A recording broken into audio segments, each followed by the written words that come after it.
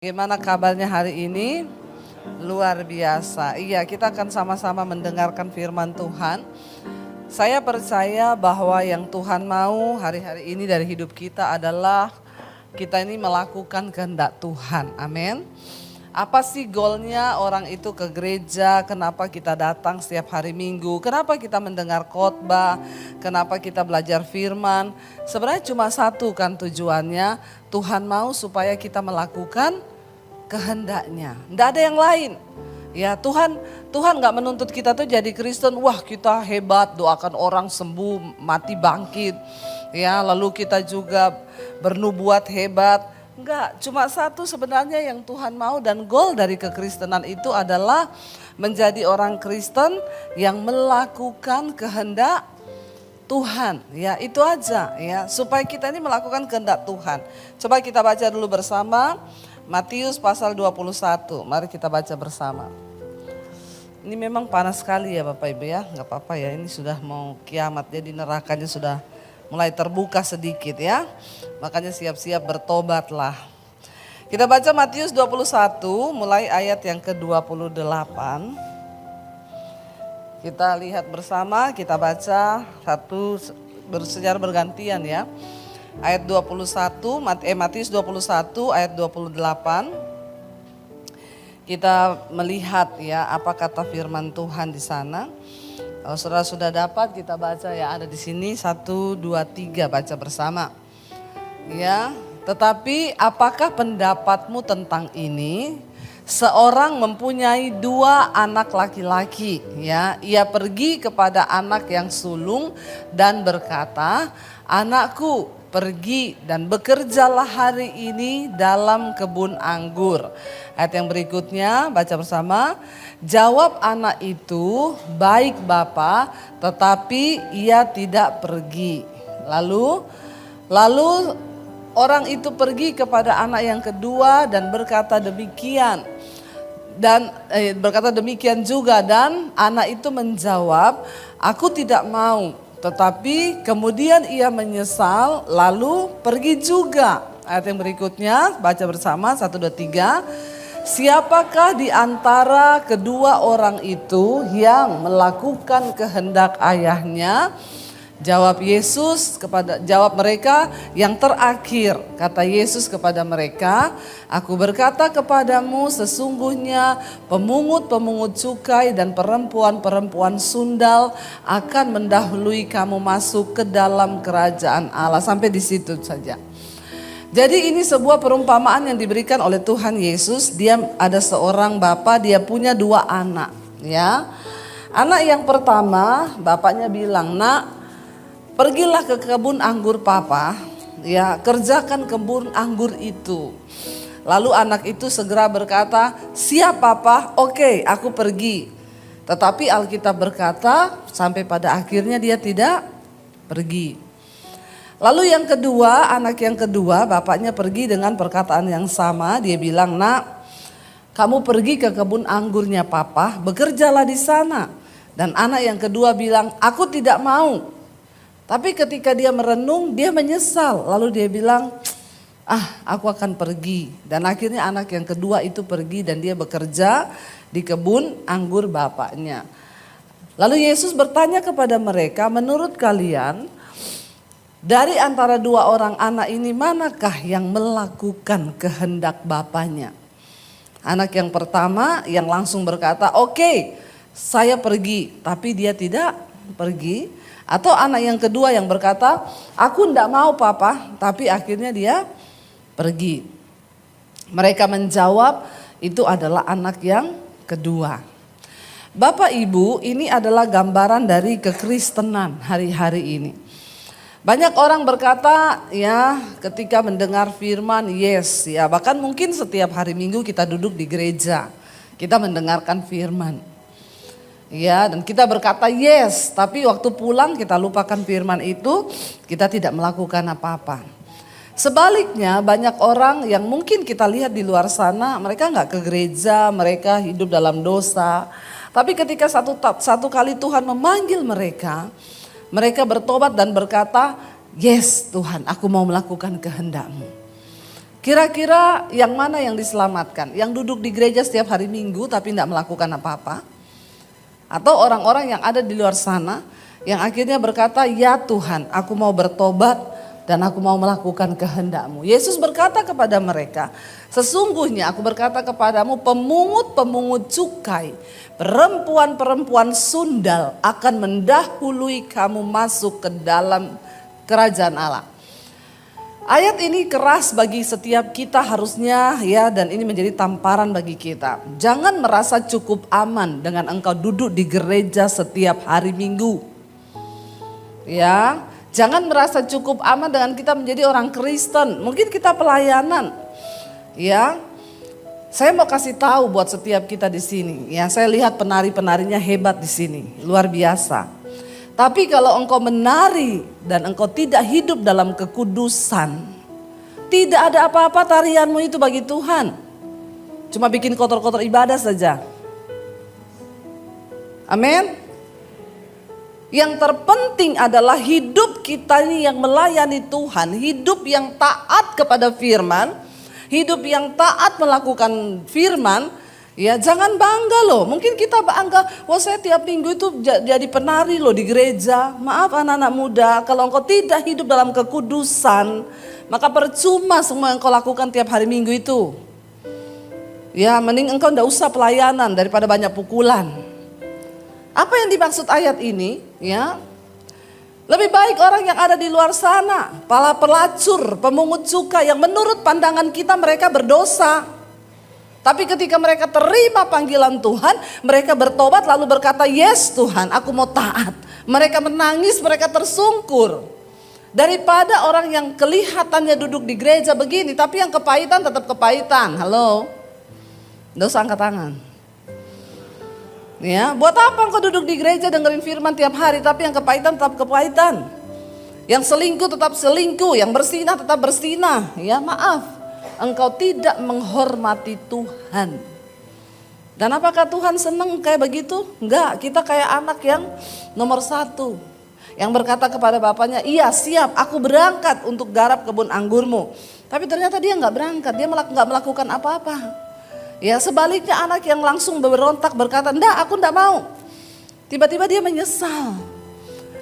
Penyesalan, pertobatan itu yang Tuhan lihat dari hidup kita. Engkau duduk di gereja setiap hari Minggu tapi hidupmu gak ada pertobatan, percuma. Ya, kita melayani Tuhan setiap hari, kalau hidup kita tanpa pertobatan percuma. Kita ingat kisahnya Imam Eli. Ya, Tuhan berkata kepada Imam Eli, tadinya aku sudah berniat, aku sudah berjanji, aku akan mengokohkan kerajaanmu. Imam Eli, engkau dan anak-anakmu itu akan tetap ada selama-lamanya di hadapanku. Tetapi sekarang jauhlah itu daripadaku, karena anak-anakmu tidak menghormati aku. Mereka meniduri para pelayan-pelayan mimbar di bait suci Tuhan. Mereka mengambil setiap korban-korban persembahan yang dipersembahkan bagi Tuhan. Dan Tuhan marah dan berkata, sejak hari ini jauhlah itu daripadaku. Dengarkan, engkau dan anak-anakmu laki-laki akan mati dalam satu hari yang bersamaan. Dan tidak akan ada lagi kakek di dalam keturunanmu, karena engkau akan mati. Dan itu terjadi. Ya, jangan main-main dengan Tuhan. Mari hari-hari ini kita serius dengan Tuhan. Goal dari hidup kekristenan kita adalah melakukan kehendak Tuhan. Enggak peduli seberapa hebatnya karuniamu, enggak peduli biasanya kita enggak ada apa-apanya di mata manusia. Yang Tuhan cari cuma satu, orang yang melakukan kehendak Tuhan. Katakan. Bapak Ibu, ketika bangsa Israel memberontak ya, dan mereka ingin memiliki seorang raja. Kita tahu bersama Israel itu negara teokratis yang sebenarnya dipimpin sendiri oleh Allah. Tapi akhirnya mereka meminta kepada Samuel, mereka berkata kami ingin raja yang memimpin kami seperti bangsa-bangsa lain. Bangsa-bangsa kafir yang lain yang mereka punya raja. Dan akhirnya Samuel menghadap kepada Tuhan.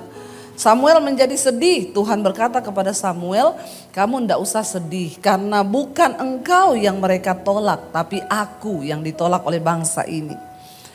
Kalau mereka meminta raja, silahkan. Lalu Tuhan akhirnya menyuruh Samuel untuk mengangkat Saul menjadi raja. Pada waktu itu Tuhan memilih Saul dan Tuhan memberi dia pengurapan.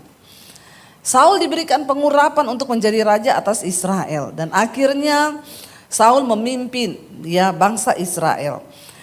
Tapi sesuatu yang membuat Tuhan itu bersedih karena Saul melakukan sesuatu yang tidak berkenan kepada Tuhan dan itu yang membuat akhirnya Tuhan langsung menurunkan dia dari tahtanya. Kita baca bersama 1 Samuel pasal yang ke-15. Judul perikopnya Saul ditolak sebagai raja. 1 Samuel pasal 15 saya akan baca ayat yang pertama. Saudara ayat yang kedua kita baca bersama. Agak panjang pembacaan hari ini tapi gak apa-apa kita baca Alkitab soalnya kalau di rumah gak pada baca Alkitab. Saya tahu ini 1 Samuel pasal 15. Judul perikopnya Saul ditolak sebagai raja. Berkatalah Samuel, ayat yang pertama.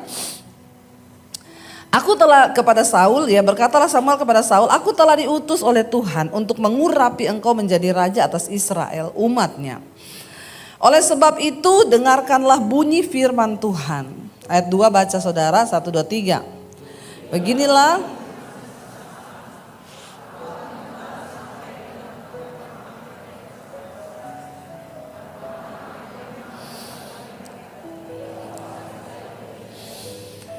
Jadi pergilah sekarang, kalahkanlah orang Amalek, tumpaslah segala yang ada padanya dan janganlah ada belas kasihan kepadanya, bunuhlah semuanya, laki-laki maupun perempuan, anak-anak maupun anak-anak yang menyusu, lembu maupun domba, onta maupun keledai. Kenapa Tuhan menyuruh dibinasakan semua? Karena orang Amalek itu orang yang tidak takut akan Allah, mereka bangsa yang ganas. Mereka menganiaya, mereka menyiksa orang, bahkan mereka ini selalu menghalangi bangsa Israel. Jadi Tuhan menyuruh pada waktu itu Saul sebagai raja untuk pergi menumpas habis baik semua keledai, onta dan semuanya. Ayat 4 baca bersama 1, 2, 3. Lalu Saul memanggil rakyat berkumpul dan memeriksa barisan mereka di Telaim. Ada 200.000 orang pasukan berjalan kaki dan 10.000 orang Yehuda. Ayat 5, setelah Saul sampai ke kota orang Amalek, disuruhnyalah orang-orang menghadang di lembah. Berkatalah Saul kepada orang Keni, berangkatlah menjauhlah, pergilah dari tengah-tengah orang Amalek, supaya jangan kulenyapkan kamu bersama-sama dengan mereka. Bukankah kamu telah menunjukkan persahabatanmu kepada semua orang Israel ketika mereka pergi dari Mesir? Sesudah itu menjauhlah orang Keni dari tengah-tengah orang Amalek. Ayat 7. Saul memukul kala orang Amalek mulai dari Hawilas sampai ke Syur yang di sebelah timur Mesir. Agag raja orang Amalek ditangkapnya hidup-hidup.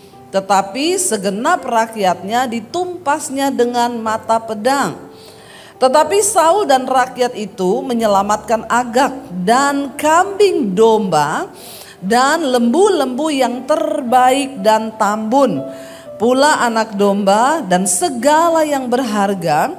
Tidak mau mereka menumpas semuanya itu. Tetapi segala hewan yang tidak berharga dan yang buruk itulah yang ditumpas mereka. Lalu datanglah firman Tuhan kepada Samuel demikian. Aku menyesal karena aku telah menjadikan Saul raja. Sebab ia telah berbalik daripada aku dan tidak melaksanakan firman-Ku. Maka sakit hatilah Samuel dan ia berseru-seru kepada Tuhan semalam-malaman. Tuhan sudah berfirman kepada Samuel, kasih tahu kepada Saul, pergi tumpas orang Amalek. Kira-kira kalau Tuhan yang menyuruh dan berkata seperti itu, kira-kira Saul pasti bakal menang atau tidak? Kalau Tuhan yang suruh, pasti menang kan?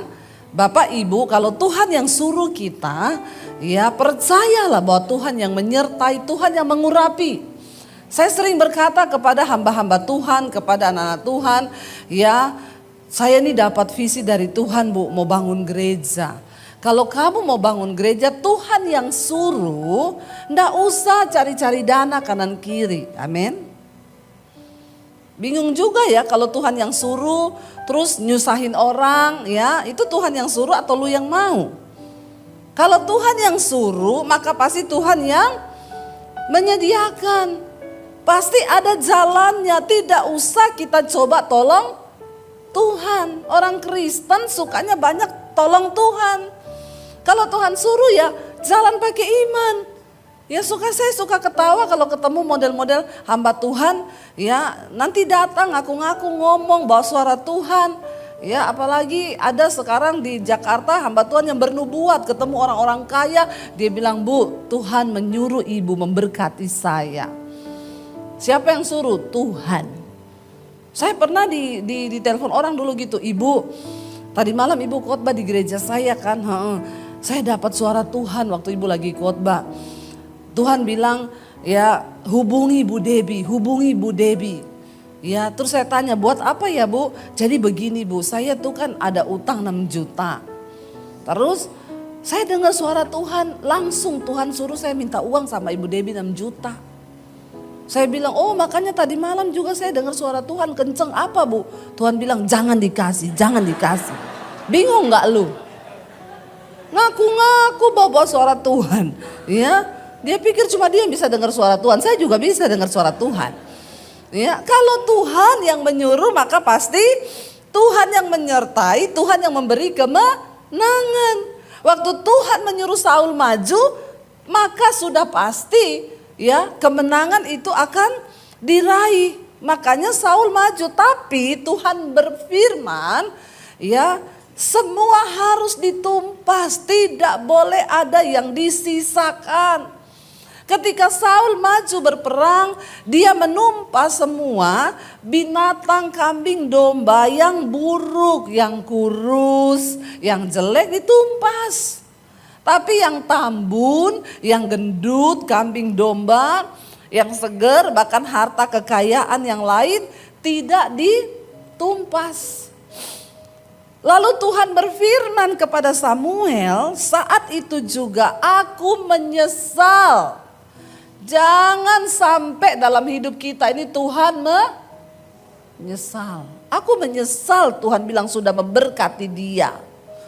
Saya kasih dia duit, duitnya tuh buat hura-hura, dia pakai untuk berzina, untuk melakukan segala kejahatan.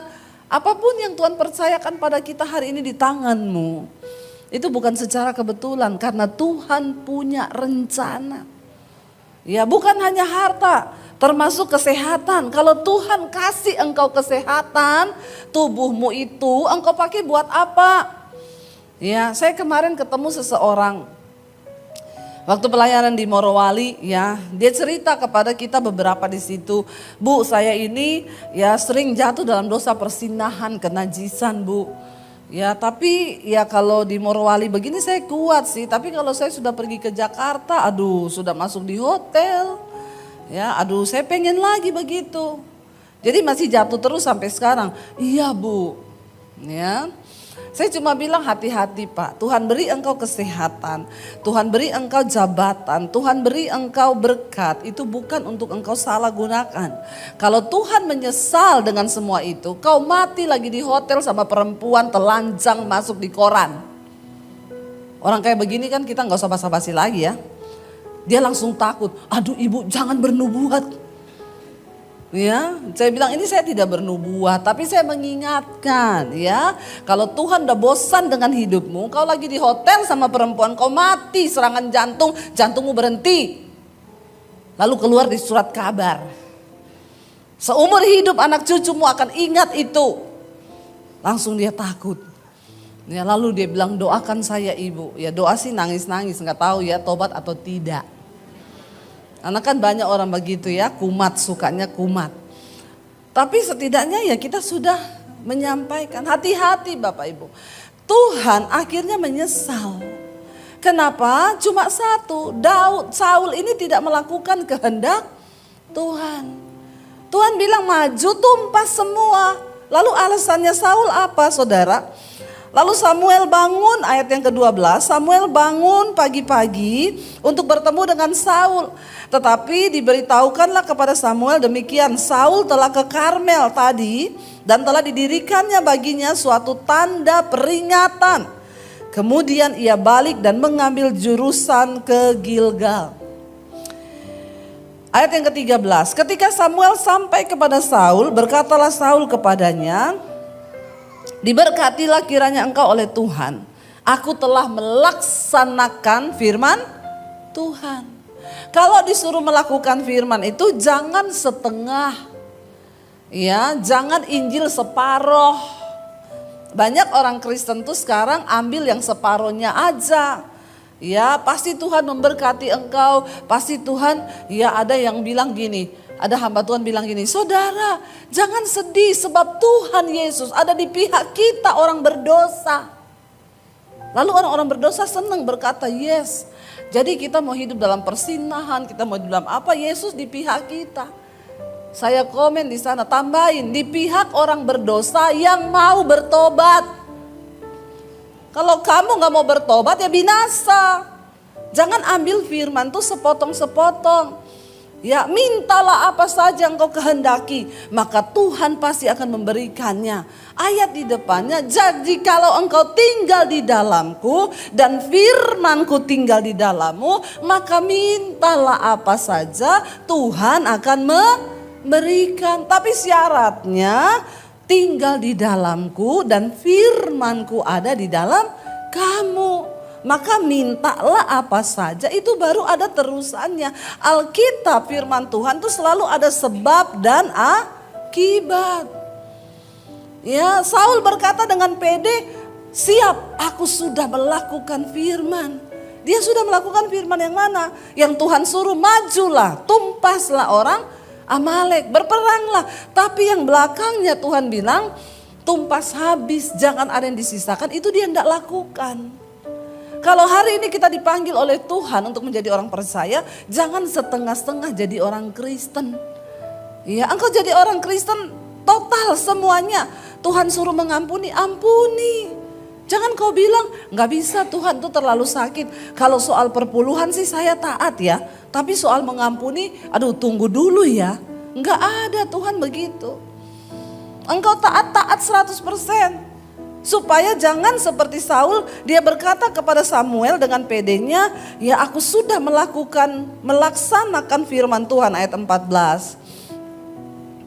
Tetapi kata Samuel, kalau begitu, apakah bunyi kambing domba yang sampai ke telingaku ini dan bunyi lembu-lembu yang kudengar itu? Karena ada suara lembu yang dia bawa jadi jarahan. Jawab Saul, semuanya itu dibawa daripada orang Amalek sebab ya rakyat menyelamatkan kambing domba dan lembu-lembu yang terbaik dengan maksud untuk apa?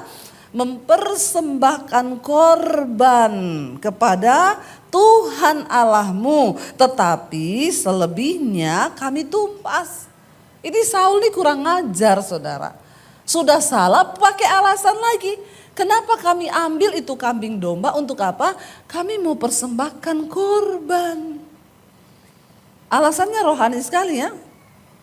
Rohani, banyak hari-hari ini orang tuh pakai alasan rohani. Padahal roh halus. Ya, jangan mau pakai alasan rohani padahal roh halus.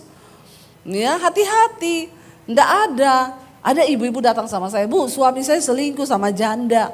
Saya suruh dia putus. Dia bilang gini, kamu tahu Alkitab enggak? Yesus berkata, kita ini harus memperhatikan janda-janda.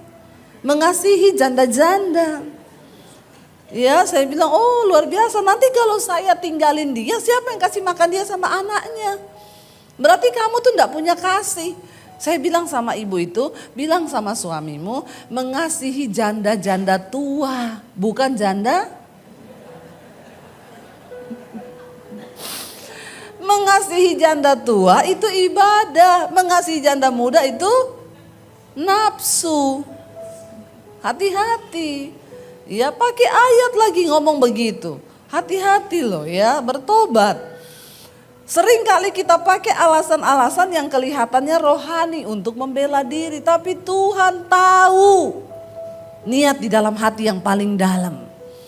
Ya jangan bermain-main dengan Tuhan. Saul bilang, rakyat mengambil itu karena kami akan mempersembahkan korban bagi Tuhan. Ya jangan main-main dengan alasan-alasan yang kelihatannya rohani padahal itu tidak. Ayat 16. Lalu berkatalah Samuel kepada Saul, sudahlah. Aku akan memberitahukan kepadamu apa yang difirmankan Tuhan kepadaku tadi malam. Kata Saul kepadanya, katakanlah. Ayat 17. Sesudah itu berkatalah Samuel, bukankah engkau, walaupun engkau kecil pada pemandanganmu sendiri, telah menjadi kepala atas suku-suku Israel, dan bukankah Tuhan telah mengurapi engkau menjadi raja atas Israel? Kita tahu ketika Saul dipanggil, Saul berasal dari suku Benyamin yang terkecil dari semua suku di atas bangsa Israel. Bahkan ketika dia ditunjuk dia bilang, siapa aku? Aku ini hanya orang yang terkecil dari suku Israel, suku Benyamin. Makanya Samuel mengingatkan lagi, bukankah walaupun engkau kecil pada pemandanganmu sendiri telah menjadi kepala atas suku-suku Israel. Dan bukankah Tuhan telah mengurapi engkau menjadi raja atas Israel? Ayat 18. Tuhan telah menyuruh engkau pergi dengan pesan, pergilah, tumpaslah orang-orang berdosa itu, yakni orang Amalek, berperanglah melawan mereka sampai engkau membinasakan mereka. Mengapa engkau tidak mendengarkan suara Tuhan? Mengapa engkau mengambil jarahan dan melakukan apa yang jahat di mata Tuhan? Jadi Tuhan itu menilai hati. Saul itu tertarik dengan lembu-lembu yang tambun. Ketika kita ini ya kepentingan diri kita membuat kita ini akhirnya melanggar firman Tuhan, itu sangat berbahaya Bapak Ibu. Apapun itu, kita ini harus mati bagi diri kita supaya kehendak Tuhan bisa terjadi di dalam hidup kita. Itu yang harus kita kerjakan. Lalu kata Saul kepada Samuel, lihat bersama apa alasannya. Aku memang mendengarkan suara Tuhan dan mengikuti jalan yang telah disuruh Tuhan kepadaku. Dan aku membawa Agag, raja orang Amalek. Tetapi orang Amalek itu sendiri telah kutumpas. Tapi rajanya enggak, dibawa sama dia. Ya, ayat 21, lihat alasannya Saul. Tetapi rakyat mengambil dari jarahan itu kambing, domba dan lembu-lembu yang terbaik dari yang dikhususkan untuk ditumpas itu, untuk mempersembahkan korban kepada Tuhan Allahmu di Gilgal. Tetapi jawab Samuel, di sana Samuel berkata begini. Baca bersama ayat 22, 1, 2, 3. Tetapi jawab Samuel, apakah Tuhan itu berkenan kepada korban bakaran dan korban sembelihan sama seperti kepada mendengarkan suara Tuhan? Sesungguhnya mendengarkan lebih baik daripada korban sembelihan, memperhatikan lebih baik daripada lemak domba-domba jantan. Tuhan tidak tertarik dengan persembahan korban yang diberi dengan dasar hati yang tidak taat. Kita harus memberi yang terbaik bagi Tuhan. Tapi kalau pemberianmu tidak didasari oleh hidup yang benar di dalam ketaatan kepada Tuhan, maaf, gak ada dampak apa-apa. Banyak orang berpikir waktu dia kasih uang buat pelayanan, dia kasih uang buat gereja, oh itu sudah yang terbaik. Makanya dia buat dosa apa aja sudah aman. Maaf saudara, apapun yang kau lakukan di dalam pelayanan, kekristenan, tidak akan berdampak apa-apa tanpa ketaatan mendengar suara Tuhan. Amin. Biar semua yang kita lakukan itu berdasarkan ketaatan. Mendengar suara Tuhan. Sekalipun rasanya itu sakit bagi daging kita, tapi kita mau taat. Ya, walaupun sakit, aku mau taat Tuhan. Aku mau setia Tuhan di dalam segala hal. Ya, apa yang menyakitkan? Mari kita belajar. mempersembahkan itu. Asal itu menyenangkan hati Tuhan. Ingat baik-baik, ini adalah ayat yang keras. Sesungguhnya mendengarkan itu lebih baik daripada korban sembelihan. Memperhatikan itu lebih baik daripada domba-domba jantan, daripada lemak. Ya, karena Saul berpikir, ya kalau dia membawa domba-domba yang gemuk buat Tuhan, Tuhan akan senang. Tidak ada yang lebih menyenangkan hati Tuhan. Persembahan apapun tidak bisa engkau gantikan. Ya, persembahan tubuh itu yang terbaik bagi Tuhan. Persembahan hidup kita ini loh yang terbaik bagi Tuhan. Ya maaf, engkau mau beri perpuluhan berapa banyak pun, kalau hidupmu tidak bertobat, Tuhan tidak tertarik Bapak Ibu. Inilah yang harus kita ajarkan benar sama jemaat. Kadang gembala, pendeta itu cuma mengajarkan ya beri perpuluhan, beri ini, tapi yang ini tidak diajarkan. Ya makanya banyak jemaat yang binasa. Dia kasih perpuluhan banyak, dia kasih uang banyak ke gereja, tapi hidupnya gak bertobat, selingkuhnya jalan terus. Ya dosanya jalan terus. Buat apa? Hari ini Tuhan mengingatkan kita, sesungguhnya mendengar lebih baik daripada korban sembelihan. Ketaatan melakukan kehendak Bapa. Itu goal dari kehidupan kekristenan kita. Katakan amin. Jangan pernah engkau tukarkan apapun. Ya, karena ketaatanmu itu yang Tuhan mau. Ayat 23 di sana dikatakan, sebab pendurhakaan adalah sama seperti dosa bertenung, dan kedegilan atau kekerasan hati adalah sama seperti menyembah berhala dan terafim. Karena engkau telah menolak firman Tuhan, maka Ia telah menolak engkau sebagai raja. Bayangkan Bapak Ibu, ya kita lihat tidak main-main. Tuhan berkata, akhirnya Saul ditolak Tuhan sebagai raja. Saat itu juga, ketika kita ini melakukan dosa, dikatakan di sana pendurhakaan, orang yang durhaka dan orang yang hidup dalam kedegilan itu hatinya keras, gak mau bertobat. Itu dosanya sama dengan dosa bertenung. Dan itu sama dengan penyembahan berhala. Makanya sering kali kita pikir, wah yang berdosa itu orang yang ikut dukun-dukun. Oh yang berdosa itu orang yang percaya sama kuasa gelap. No, waktu engkau keras hati, engkau tidak taat kepada firman Tuhan, dosanya itu sama bobotnya di hadapan Tuhan. Dengan pertenungan, dengan penyembahan berhala. Ya, jadi jangan bilang oh dosa segini ini enggak. Ketika Tuhan bicara dalam hatimu itu sekalipun berat. Ya, tapi ketika kita mau taat, saya tuh mau bersaksi. Berapa waktu yang lalu saya tuh digerakkan Tuhan. Ini saya saksikan karena memang berat buat saya untuk kasih satu orang pendeta itu mobil, ya. Saya tuh simpan di dalam hati dan saya enggak mau ngomong ke suami karena saya tengking dulu itu suara, dalam nama Yesus ini pasti setan. Masa saya suruh beliin mobil untuk satu orang hamba Tuhan? Ini setan. Tapi aduh, saya tidak sejahtera mendengar suara itu di hati. Lalu Tuhan itu kasih spesifikasi, kalau kamu mau beliin dia mobil, beliin yang sama juga dengan wakilnya. Wakilnya itu baru beli mobil ini, ya kamu beliin setidaknya gembalanya sama wakil gembalanya sama lah mobilnya. Karena wakil gembalanya istrinya kerja, jadi dia bisa beli mobil. Nah gembala ini nggak bisa, dia mau dibeliin gereja dia nggak mau, dia bilang jangan pakai uang gereja buat beli saya mobil.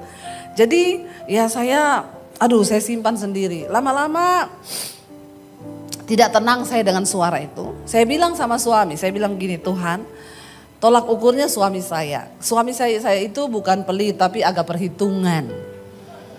Ya itu bahasa halusnya. Ya biasanya kan laki-laki itu lebih perhitungan ya daripada ibu-ibu. Karena memang laki-laki itu pakai logika. Jadi saya tolak ukurnya gini. Kalau suami saya boleh berarti ini Tuhan loh. Ya bayangkan saya aja berat. Saya yang suka nabur aja. Mau menabur segitu itu berat bagi saya. Ya tidak mudah loh. Saya sudah hitung harga mobil itu 400-an lebih. Waduh mahal Tuhan. Lalu saya bilang, saya tanya sama suami. Kalau suami saya bilang iya ini berarti Tuhan nih. Ya bayangkan kalau suami saya dijamah Tuhan, beliin mobil itu ajaib, luar biasa, perkasa, hebat Tuhan. Ya, jadi saya tanya sama suami saya, aku mau ngomong apa? Aku tuh disuruh Tuhan loh, apa beliin mobil satu orang hamba Tuhan. sebab pendeta ini, suami saya diem. Saya tunggu jawabannya. Pasti enggak mau ini. Dia jawab gini, tahu enggak, aku sudah dari bulan Januari disuruh Tuhan. Waduh, ternyata dia, jangan tepuk tangan dulu. Ternyata dia lebih lama. Ternyata justru Tuhan udah bicara sama dia tuli. Jadi Tuhan bicara sama saya. Saya pikir tuh Tuhan bicaranya sama saya, ternyata sama dia lebih dulu. Ya, jadi dia bilang, tahu enggak saya, itu aku dari Januari lalu Tuhan suruh. Kenapa kamu udah ngomong saya? Yo berat loh. Ya, lalu saya bilang, oh ya berat ya. Tapi ini sudah peneguhan kita berdua, berarti kita melangkah ya.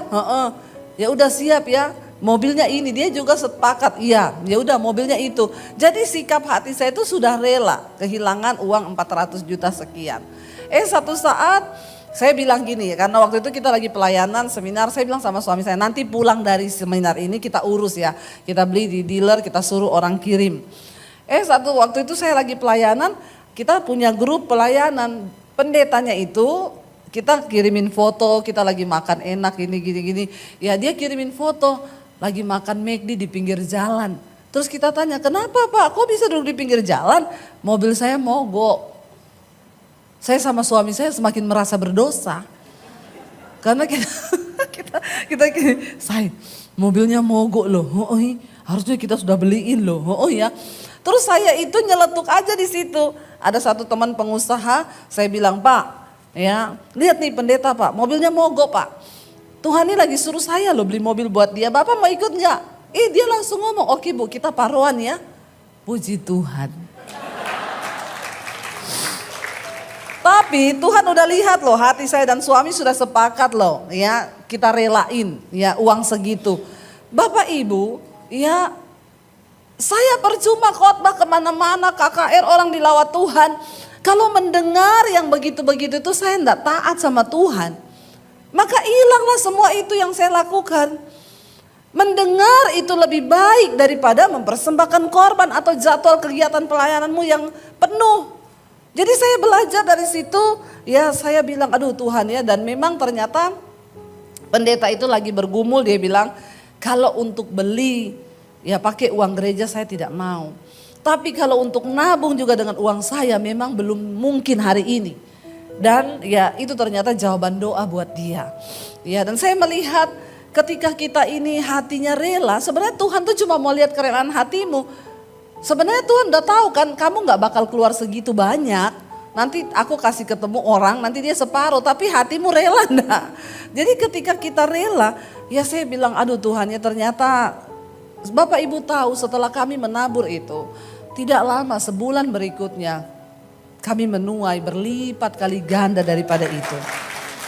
Saya cuma melihat di sini begini, sebenarnya ketika Tuhan mempercayakan kita jadi bendaharanya Tuhan, ya Tuhan tuh cuma mau lihat kita ini bisa dipercaya enggak. Kita ini taat nggak sama suaranya. Saya membayangkan kalau kita punya sekretaris ya. Misalnya Pak Hendrik punya sekretaris atau bendahara, dia pegang uang. Terus Bapak bilang, uang itu nanti kamu kasihin. Dia bilang nggak mau Pak. Ya, kan enak aja itu orang dikasih uang. Ini uang lebih enak kalau saya pakai. Kira-kira Bapak pecat nggak dia Pak? Ya, kalau kita punya bendahara, demikian juga hidup kita. Bapak Ibu, kalau engkau mau mengalami penuaian di hidupmu, kita kapasitasnya berbeda. Mungkin engkau tidak disuruh Tuhan beli mobil ya. Tapi saya dulu di Solo ada loh hamba Tuhan. Dia mengalami mujizat. Dia cerita sama saya, Bu saya dibeliin mobil sama jemaat. Ibu tahu jemaat saya itu enggak punya mobil Bu. Dia nyicil di dealer untuk saya. Waduh itu mah saya angkat topi, angkat jempol itu. Itu orang pasti sudah benar-benar mematikan kedagingannya, mematikan dirinya sendiri ya. Dia enggak punya mobil loh. Tapi Tuhan suruh dia beli mobil untuk gembalanya dan dia nyicil loh untuk gembalanya. Itu lebih hebat lagi. Makanya kalau kita ngomong soal memberi Bapak Ibu, jangan tunggu kaya. Apa yang ada di tanganmu hari ini ketika Tuhan bicara, ya lakukan itu. Ketika kunci dari kita ini diberkati Tuhan, zaman semakin ke depan ini semakin akan sulit. Alkitab berkata, bukan pakar ekonomi yang bilang. Tapi Alkitab bilang akan datang masa yang sukar di akhir zaman. Tapi kalau engkau mau melihat Tuhan pelihara dan isi lumbung-lumbungmu, jadilah bendaharanya Tuhan yang dapat dipercaya. Aminnya sedikit. Nggak ada amin, langsung takut. Kalau sudah bicara uang, sorry aja Bu, suruh amin. Saya berani berkhotbah ini karena saya pun melakukan itu. Sampai hari ini hidup saya diberkati. Kenapa? Karena saya percaya waktu kita menjadi bendaharanya Tuhan. Ya, kita dipakai Tuhan. Ya, saya kemarin ngobrol sama Bu Emi banyak ya di pesawat. Bu, sebenarnya pekerjaan Tuhan yang begitu besar tuh bisa terjadi dengan dahsyat di muka bumi ini kalau ada bendahara-bendahara tuh yang bisa dipercaya. Masalahnya Tuhan mau cari orang yang dipercaya aja udah sulit hari ini. Dia itu mau membuka keran berkatnya. Tapi dia cari orang yang dapat untuk dipercaya. Kalau kita nggak lulus dalam hal mamon, sudah semuanya kita nggak lulus. Yesus mensejajarkan dirinya dengan mamon. Kamu tidak bisa mengabdi pada dua tuan, yaitu Allah dan mamon. Karena kalau kamu tidak setia pada yang satu, kamu juga pasti akan mengkhianati yang lain. Jadi tolak ukurnya hari ini kita cinta Tuhan atau tidak itu bagaimana sikapmu terhadap uang. Saul tergoda karena tambun ini lembu-lembu. Lumayan, dagingnya besar, tapi dengan alasan nanti sebagian akan dipersembahkan sebagai korban. Tuhan marah saat itu, ya, dan Tuhan bilang itu dosanya sama seperti dosa bertenung. Waktu dirimu terikat dengan cinta uang, itu berhala Bapak Ibu. Jangan engkau pikir berhala itu hanya engkau sembah patung, enggak, itu berhala. Lalu dikatakan di sana karena engkau telah menolak Tuhan dan firman-Nya, maka Ia juga telah menolak engkau sebagai raja. Lalu ayat 24, berkatalah Saul kepada Samuel, aku telah berdosa sebab Tuhan telah kulangkahi titah Tuhan dan juga perkataanmu. Tetapi aku takut kepada rakyat, karena itu aku mengabulkan permintaan mereka. Ini Saul ini memang orang yang banyak alasan. Orang itu kalau ditegur banyak alasan tuh udah pasti gak benar. Ya udahlah kalau ditegur ngomong salah-salah aja. Yang pertama kan mau persembahkan korban untuk Tuhan. Yang kedua soalnya saya didesak rakyat. Saya takut nanti kalau rakyat nanti ngomong begini. Ya orang kalau disalahin atau ditegur banyak alasan udah pasti 100% dia itu salah. Memang benar salah. Ya kalau memang dia benar ya sudahlah ngakui aja. Aku minta ampun, aku minta maaf. Iya ini memang salahku. Nunjuk orang lain lagi. Ini gara-gara rakyat. Saya juga tidak bisa menolak permintaan mereka. Sebab nanti saya takut kalau mereka tidak mendukung saya dan lain sebagainya. Ayat 25. Maka sekarang dia bilang ampunilah kiranya dosaku. Lalu dia bujuk Samuel. Kembalilah bersama-sama dengan aku. Maka aku akan sujud menyembah kepada Tuhan. Niatnya apa? Bukan karena bertobat. Dia takut kehilangan ya jabatannya sebagai raja. Makanya dia bilang Samuel ikut dengan aku. Tetapi jawab Samuel kepada Saul, aku tidak akan kembali bersama-sama dengan engkau. Sebab engkau telah menolak firman Tuhan. Sebab itu Tuhan telah menolak engkau. Siapa yang menolak firman Tuhan? Maka Tuhan juga akan menolak engkau. Inti dari kekristenan itu adalah kita taat melakukan firman Tuhan. Jangan menolak firman Tuhan. Ya jangan pernah kau menolak. Sekalipun itu berat, sekalipun itu tidak enak. Terima firman Tuhan itu dengan hati yang lembut. Dan kita tahu bersama akhirnya setelah itu kisahnya roh Tuhan meninggalkan Saul. Dan Saul diganggu oleh roh jahat yang daripada Tuhan. Itu kisah selanjutnya. Ya, kalau orang sudah ditinggalkan roh Allah, maka roh jahatlah yang akan masuk dalam hidupnya. Karena itu Bapak Ibu, saya berdoa.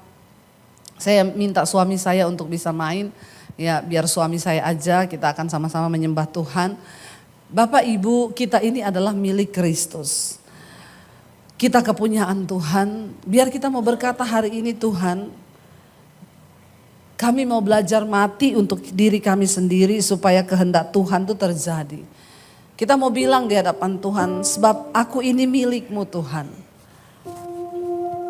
Saya kalau nyanyi lagu ini saya selalu meneteskan air mata. Karena saya tahu betapa berat untuk menyerahkan hidup sungguh-sungguh pada Tuhan itu tidak gampang. Ada air mata yang tertumpah, ada harga yang harus dibayar, ada ego yang harus dikikis, ada kedagingan yang harus dimatikan. Dan waktu kita sungguh-sungguh datang pada Tuhan, Dia akan memberikan kita kekuatan. Mari kita bangkit berdiri bersama di hadapan Tuhan. Sebab aku ini milik-Mu, aku di dalam hati-Mu, kasih setia-Mu yang menghidupkan aku. Kita hidup hanya karena kasih setia Tuhan. Sebab aku ini milik-Mu,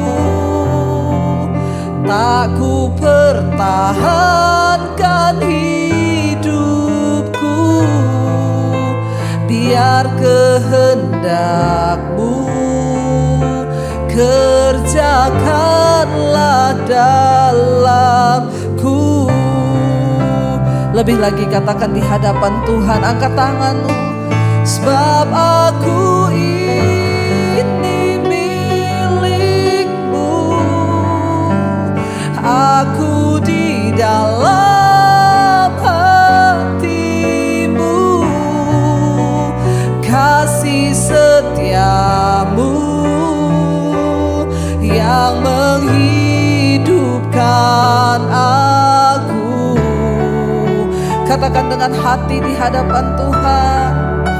Sebab aku ini milik, tak kami pertahankan hidup kami Tuhan,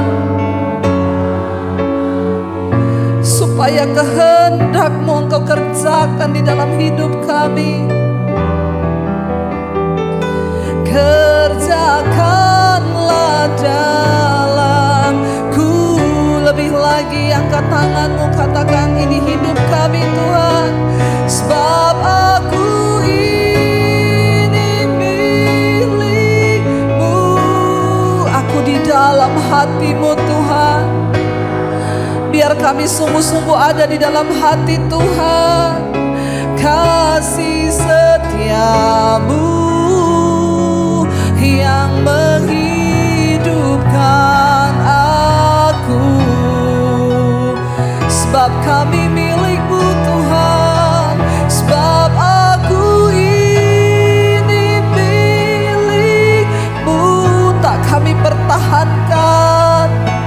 Yes, matikan segala keakuan kami Tuhan, biar kehendak-Mu kerjakanlah dalamku. Mari kita tundukkan kepala dalam hadirat Tuhan. Bapa, kami tahu Tuhan tidak mudah ketika kami sadar bahwa kami adalah milik Tuhan, dan semua yang ada di hidup kami adalah milik. Ajar kami tundukkan keakuan kami, bahkan tidak ku pertahankan hidupku Tuhan, supaya kehendak-Mu jadi di dalam hidup kami. Kami tahu tidak mudah untuk melakukan kehendak Tuhan. Ada daging yang harus dimatikan, ada keakuan yang harus kami matikan di dalam hidup kami. Jadikan kami orang-orang yang taat melakukan firman-Mu, bukan hanya orang yang mendengar saja, tapi orang yang taat. Taat tidak hanya separuh, tapi seluruhnya Bapa. Kami belajar Tuhan, supaya ketika Engkau datang, kami sungguh-sungguh dikenal oleh Tuhan. Sebab orang yang menolak firman Tuhan juga akan ditolak oleh Tuhan. Ada begitu banyak mungkin kealpaan kami, ada begitu banyak Tuhan yang seringkali kami tidak lakukan di dalam hidup ini. Namun hari ini kami berdoa, beri kami kemampuan Tuhan, beri kami kekuatan Tuhan, untuk belajar melakukan apa yang Tuhan mau di hidup kami. Karena Dia mendengarkan itu lebih baik daripada korban-korban yang kami bawa. Ajar kami melakukan kehendak Tuhan pada zaman kami ini. Supaya ketika kami dipanggil satu saat nanti pulang, kematian itu datang, kami sudah melakukan bagian kami. Biar kami kedapatan menjadi orang-orang yang layak dan berkenan di hati-Mu ya Bapa. Itu kerinduan kami Tuhan. Itu kerinduan kami. Sebab aku ini milik-Mu. Aku di dalam hati-Mu. Kasih setia-Mu, hanya karena kasih setia-Mu Tuhan, kami hidup sampai hari ini Bapa. Sebab aku milik-Mu, sebab aku ini milik. Tak ku pertahankan hidupku Tuhan. Kami mau mati di hadapan Tuhan supaya kehendak-Mu Engkau kerjakan di dalam kami. Kerjakanlah dah. Sekali lagi dengan lebih sungguh angkat tanganmu di hadapan Tuhan, katakan, sebab aku ini milik-Mu. Aku di dalam hati-Mu. Kasih setia-Mu yang menghidupkan aku. Kami hidup hanya karena kasih setia-Mu Tuhan. Sebab aku ini milik-Mu. Tak ku pertahankan hidupku. Biar kehendak-Mu kerjakanlah dalamku. Biar kehendak-Mu kerjakan dalam kami Tuhan. Biar kehendak-Mu kerjakanlah dalamku. Biar kehendak-Mu Tuhan. Biar kehendak-Mu kerjakanlah dalamku. Kerjakan kehendak-Mu di dalam hidup kami Tuhan. Sampai ketika kami dipanggil oleh Tuhan, kami dapat membawa persembahan yang berkenan di hadapan Tuhan. Di dalam nama Tuhan kami Yesus Kristus, kami berdoa dan bersyukur. Sama-sama katakan amin. Amin. Silakan.